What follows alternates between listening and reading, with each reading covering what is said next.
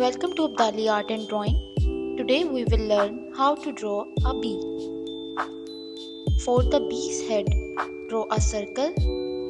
Now for the body part, draw an oval shape. Draw stripes in the oval.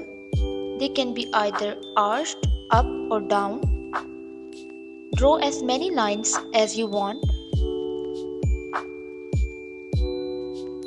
Also add a mouth and two eyes in the circle shape. Now comes the first pair of wings.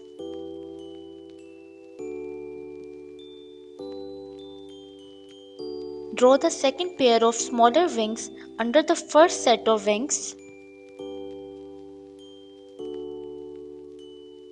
Now on the bee's head, draw antennae first on the right and then on the left side. In the last step, draw a sting and you are all done. Now it's time to color the bee.